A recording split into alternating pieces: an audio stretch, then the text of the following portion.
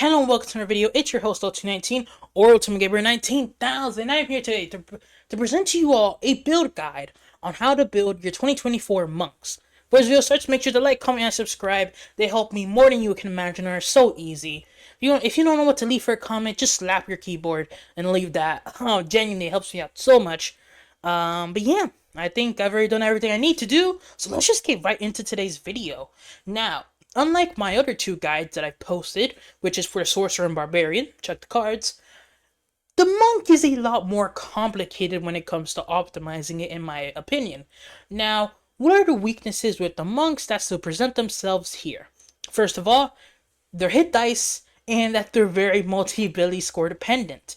Now, those two problems can be easily solved by taking the tough feat. I mean, the tough feat allows you to have a lower constitution, and your HP is going to be way higher because now you get a free +2 to your hit points.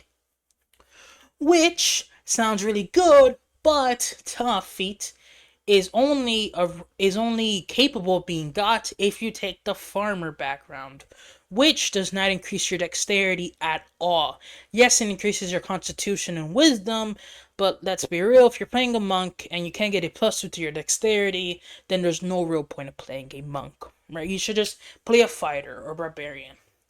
So that really only leaves a couple background options that are good for the monks. Now, you could pick something like Guide or I think Scribe, but overall, Sailor is definitely the best option. You do gain Tavern Brawler, Tavern Brawler does allow you to reroll ones on damage dice for unarmed strikes, which you will be doing a decent amount as a monk, at least in this version.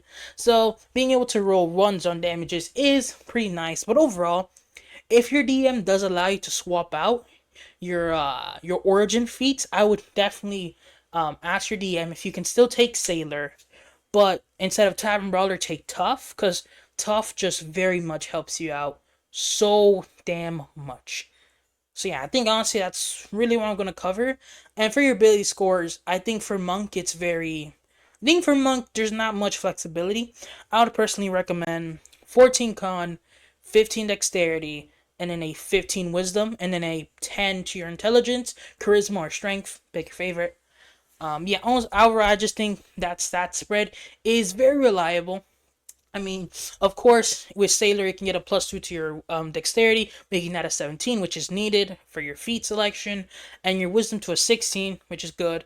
And since you have the tough feat, hopefully, having a 14 constitution isn't going to bite you as much as it normally would. So yeah, I think that's going to be it for backgrounds.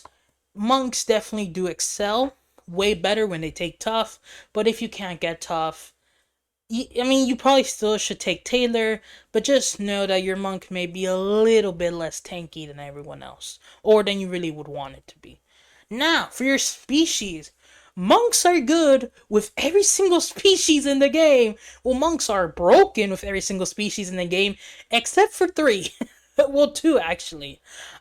Um, yeah, monks can be good. Dragonborn, Goliath, Wood Elf, Asmars, Dwarfs, Halflings, and Humans.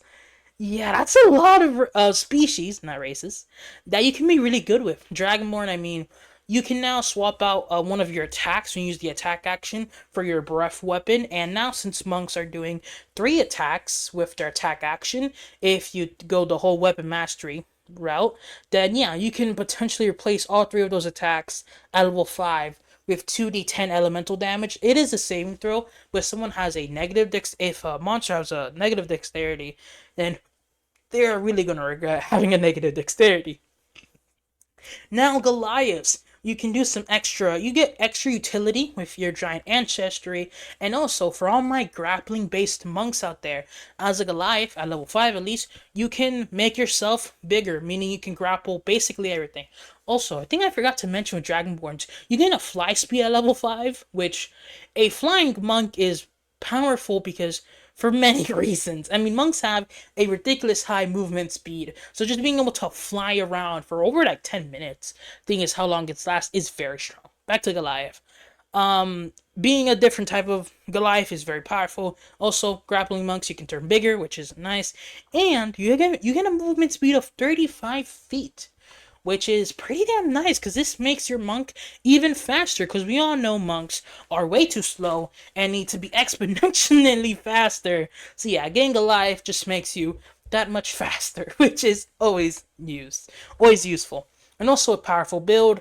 Your strength score matters even less, which I mean, strength already hardly matters, but now it doesn't at all if you pick Goliath. Now with Wood Elf actually has some really nice synergy. Long Strider and Pacifier Trace, two very good spells that monks can get really good use out of. Long Strider, making yourself faster is inobvious, and Pacifier Trace, I mean, your whole party gets use out of that. And also 35 movement speed, which is, monks are very slow and you always want to be faster as a monk. Next, Aasimar is a good choice for monks because, first of all, you gain 2 damage resistances. This does make you a little bit tankier, more bulkier, meaning you can take some damages better, and monks do struggle with defenses, so being an Aasimar just helps you with that. And also, your Celestial Revelation can give you a fly speed and an aura where if anyone it isn't in there, they just take radiant damage. And with monks really fast movement speed, you can probably get almost every enemy in your Aasimar aura if you really want to. And I don't know, a monk with skeleton wings can also be pretty cool. Probably not the strongest thing you could pick, but it's still cool nonetheless. And next, we have dwarfs. Dwarfs are good with monks purely because of their dwarven resilience, I think it's called. It's basically a feature that gives all dwarfs plus 1 to their HP per level, which, I mean, it's basically a worse version of tough, but still, if you can't take tough, maybe you should look into dwarf. But if you can't take tough and don't if you can't take tough and don't want to play dwarf, you could probably look at human. Wow, human. Oh, I can't believe humans generally one of the better selections for monks. Yeah, humans are just good, man. Being able to get tough as an origin feat really is just nice. You can get both Tavern Brawler and tough. You get basically the both of both worlds. And overall, I think you also get an extra skill proficiency, and heroic inspiration is really nice. Just being able to have that up very often is definitely something I do recommend having. And finally, halflings. Now, halflings might seem a little weird to some people, but thanks to the fact they have their luck feature, you can reroll any natural ones you roll. And as a monk, at level 10, you're doing up to 6 attacks in a turn.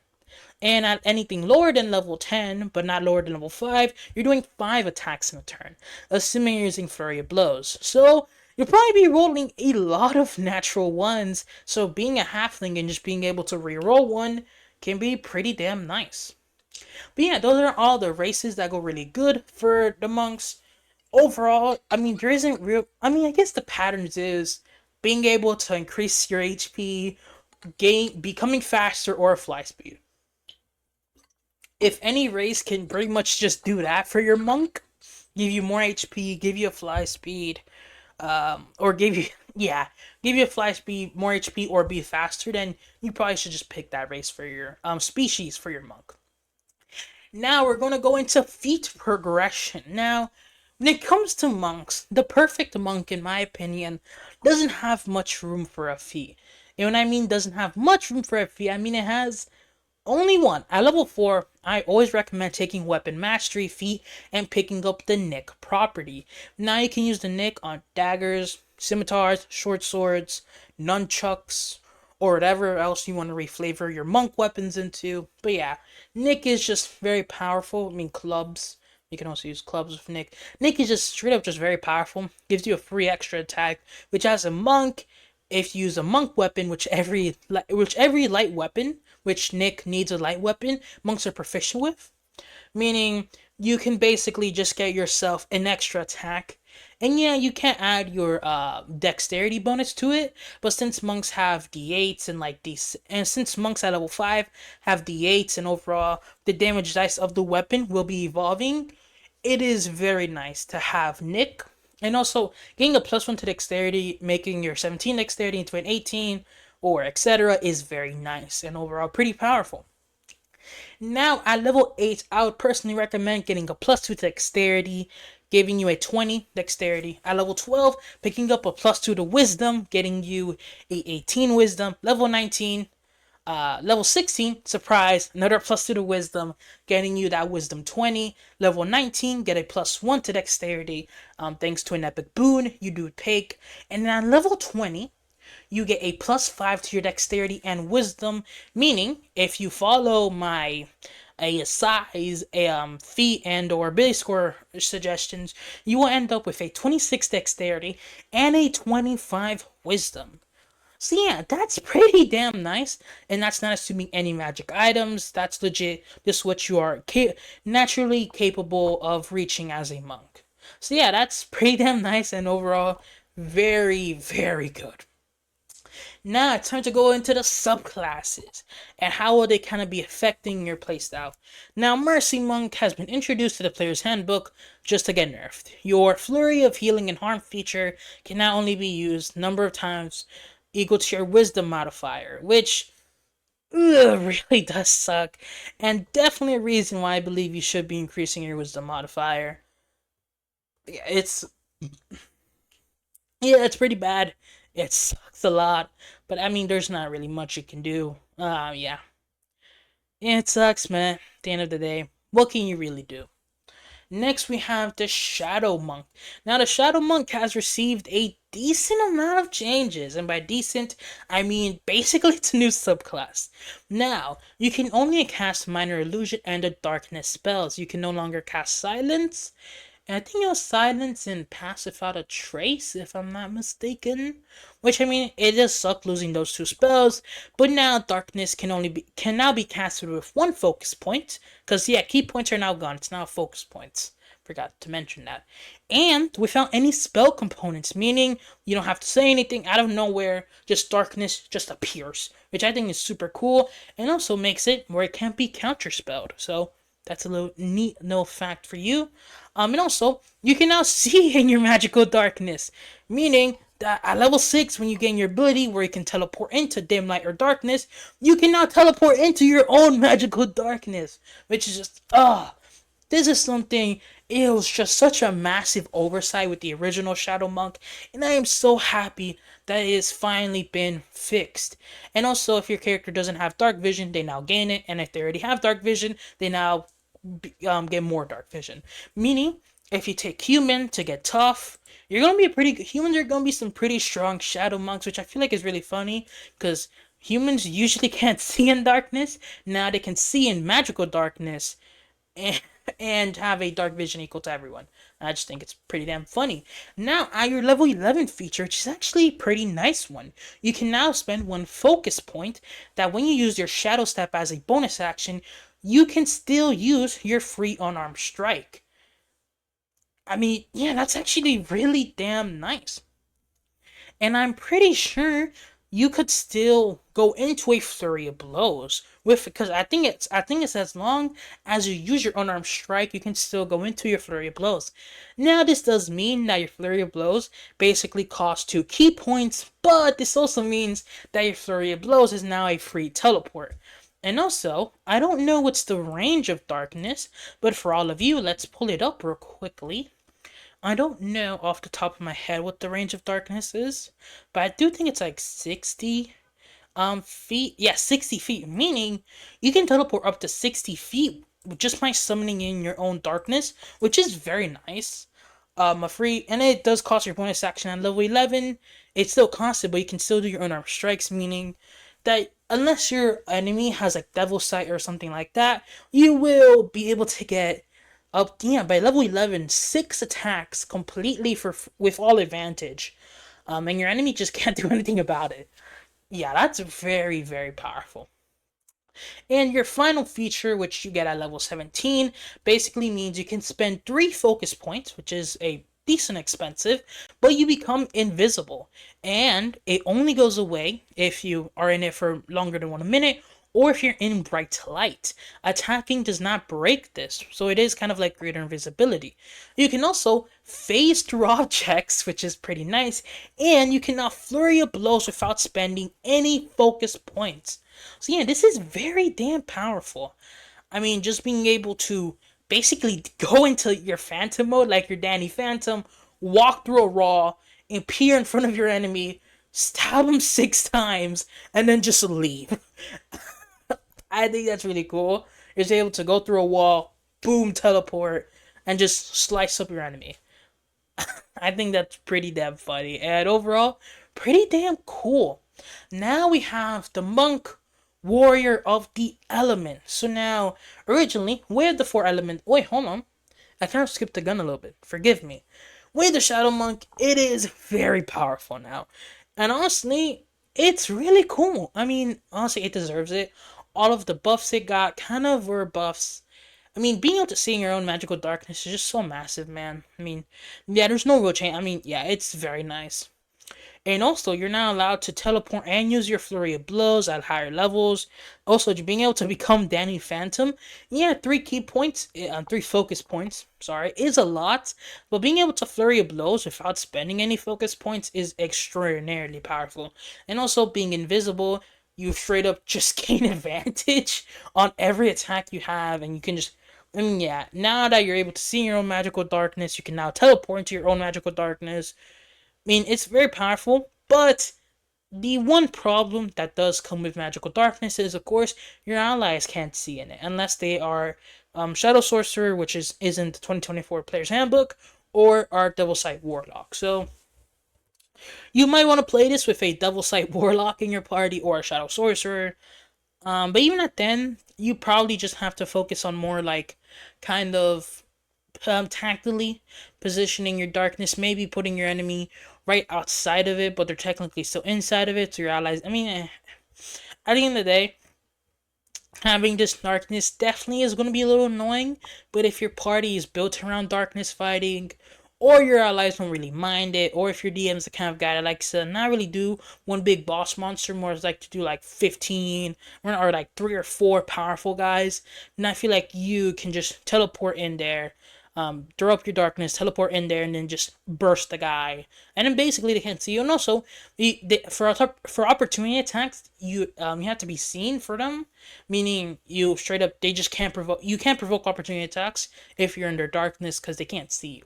So yeah, overall, it's very cool. Now, Warrior of the Four Elements Monk is probably it's another monk subclass I'm very excited for.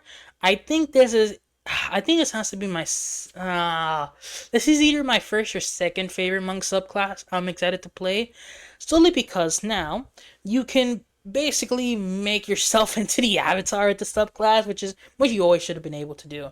You no longer get to learn worse version of spells.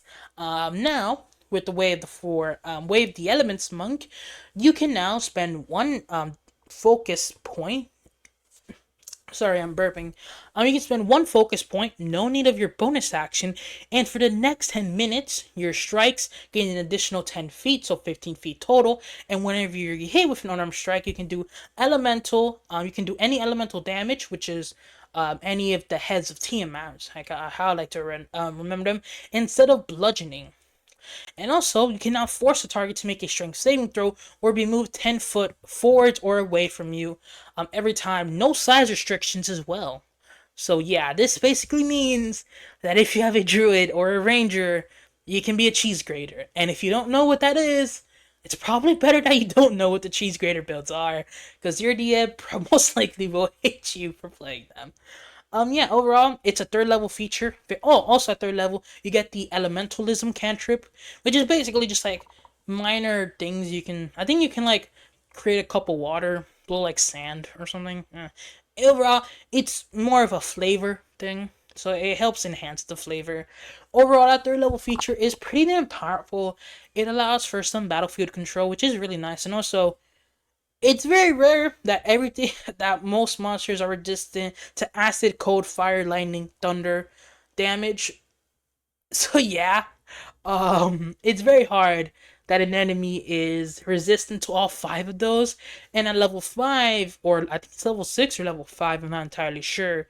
Your unarmed strikes can now do force damage. So now your enemy has to resist bludgeoning, acid, cold, fire, lightning, thunder, or force damage, just so then they can, and force damage. Not they have to resist all those typings just for them to resist your unarmed strikes. Which is which is yeah, it's really powerful. and especially since at higher levels you can do 10 of those, it means that if you're willing to just give up your Nick property, you only do 5 attacks in a turn, most of your damage is gonna stay unresisted, which is very, and I mean very nice. And overall, a change I really do like. Now, at level 6, you basically get a worse version of Fireball. I mean, you can spend 2 focus points, which is nice, I guess, and you can basically create a Fireball, but instead of being fire, it can be any elemental type, any elemental damage, and it's 3d, and it's 3 rolls of your martial arts dice. Nah, I mean, at higher levels, it scales to be higher. At level 11, it's 3d10, which is man, 3d8 when you first get it. I mean, if you're facing like 19 goblins, and yeah, just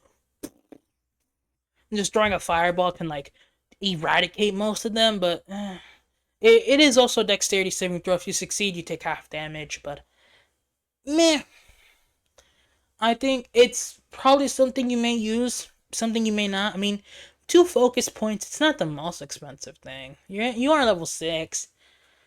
It's a feature. I think your level 3 feature is strong, so I'll take it. At level 11, however, you get a really nice feature. Basically, when your elemental attunement feature, which is your 3rd level feature, is active, you have a flying swimming speed equal to your total movement speed. Yeah, that's really good. Yeah, that's just it. You just gain a permanent fly and swim speed when your elemental attunement. So basically, for 1 key point, you can now drag someone back and forward 10 feet, granted with a saving throw, do basically almost every single damage type in the game except for force, except for psychic, necrotic, and radiant, and you now gain a flying swimming speed for one focus point. Yeah, that's pretty. That's that. Yeah, that's pretty good. Well, yeah, that's powerful. That's a feature. It's definitely a feature. And at level 17, this just makes your elemental attunement even better. Basically, when it's active, you gain resistance to one of your elemental damage types, and your Step of the Wind feature now gets buffed to do an additional 20 feet of movement speed on top of that. And when you when you go within 5 feet of a creature, they take some extra damage equal to your martial arts die. I'm assuming it's elemental damage. I'm assuming you can probably choose what type of element they take. Because I don't have like the whole like official wording. I just have kind of like a summary of the ability. And also, you can do an extra roll of your discipline die, of your martial arts die, and when you hit them with an unarmed strike. Now, this is once per turn, so you cannot abuse it, sadly. But yeah, it's still very strong. Overall, War of the Elements Monk went from -3 to a solid 8 out of 10. 9 out of 10. It's very strong. I mean, granted, if you are playing a Dragonborn or Aasimar, it becomes a little worse. So maybe take human, dwarf, halfling, or any other of the 50 races that are species. I mean, that are really good with monks. So yeah, overall, Warrior of the Elements is very, very powerful. Next, we have monks. Oh damn it. Open hand warriors of the open hand. The name just forgot because I have notes in front of me of like what I'm talking about in the video, and I didn't have the name for any of the subclasses there, which I probably should add. But yeah, overall, not much changes. It's faced. You can still knock someone prone or push them back. They still do require saving throw, but now with the adult feature, it has been nerfed a little bit. They can no longer make saving opportunity attacks. So it's only opportunity attacks. It's no longer taking away the reaction. So I mean, most people used it for reactions, for opportunity attacks either ways. But if you're going up against a mage that may use like counter spell or something like that, this does lose a tad bit of value. But overall, it's a nerf that I'm willing to withstand, especially since the later features are pretty dummy, and overall the monk class is just significantly better. I mean, also being able to knock someone prone reliably is very powerful. Next, we get Honus of Body, which lets us heal ourselves with a bonus action for one use of our martial arts die, plus our wisdom modifier. Now, we can only do this a wisdom modifier times per day, so it's better than the original version, but still not the biggest amount of healing. It's definitely something you probably would use in a short rest to use less hit dice, in my opinion. Because your wisdom modifier will be higher than your constitution modifier, so you can take that as you will. But yeah, it's still a buff technically by the words, but it's still not the best feature. Now at level 11, we get a pretty nice feature in my opinion. We get Fleet Step. When we use a bonus action that is not using Step of the Wind, we are also benefiting from Step of the Wind, meaning we are now basically permanently dashing. Yeah, I'll just let that sink in. As a Wave the Open Hand Monk, Warrior the Open Hand Monk, we are basically now under the dash effect anytime we use our bonus action. So if you're using a Flurry of Blows to do 3 unarmed strikes at level 11, you're also taking a dash action. Now, I wonder if you can enhance your Step of the Wind and take dash and disengage. Now that may be a tad bit broken, but monks were really bad in 2014, so you know, I wouldn't mind. I personally wouldn't mind. But yeah, very powerful, especially if you can increase your Step of the Wind to just be flying, basically just. And oh yeah, if you're playing a flying race, flying species, my fault. Two, you can you can be using Step of the. Oh my, yo. I mean, if you can increase your Step of the Wind and play a species that can grant you a flying race, you can be doing like hundreds of feet of movement and just flying around. I mean, and also if you're just disengaged, oh wow, that can be potentially very powerful. And also now, when you take Step of the Wind, you're now able to drag an ally, like fully without. And I think you don't use. I think the exact wording was that it no longer costs you extra movement. Uh, yeah, you can now move one willing creature that's larger or smaller along with you, and it doesn't cost you any extra movement, which is very nice. So yeah, overall, very solid change, and I think with the open hand monks, and I actually really like how they're kind of getting the best use out of the warrior. The open hand monks are getting the best use out of their like martial arts feature because they are the most like warrior. The open hand is the most monk you can potentially make. So I really do like that Wizards of the Coast kind of really wanted you to feel like when you're using your core base monk features, you're truly becoming a true like master monk. Like I really do like that. And overall, I think that's such a small detail not everyone noticed, but I really do appreciate that Wizards added that in because it does make sense. Now, their 17th level feature is a nerf, but again, it is still ridiculously good, and honestly, in my opinion, a little bit better. Now, you can spend 4 focus points and an attack. Well, let me read it out. When you take an unarmed strike, you can spend 4 focus points to set up vibrations. Now, these vibrations do nothing while they're on a creature, but on your next unarmed strike, when you attack someone with it, well, on your next attack, you can choose to replace it to activate the vibrations. And when the vibrations are activated, your enemy has to make a Constitution saving throw equal to your key DC, or take 10d12 force damage. And if they succeed, they take half. Yeah, this is a very good feature. Now, originally, it was a save or die feature, literally, but granted, it did take your action, so it is. I do definitely think it is a lot better, in my opinion, but yeah, when you do an unarmed strike, I'm pretty sure this is once per turn. At least I hope it's once per turn. I. There's no. There's no way it's not once per turn. But it is. But if it isn't, well, I'm assuming it's once per turn because I don't have the exact wording. But yeah, it's still very, very good, very powerful feature. And overall, that's the 2024 monks. That's kind of my build guide. That's my philosophies on them at least. Warrior the open hand. I mean, it's very solid. You're the monkiest monk you can play. Mercy Monk, not speak on that. Shadow Monk is very nice. I mean, the amount of air like field control you have so much more mobility, and also with your darkness, you can just now control the field much greater.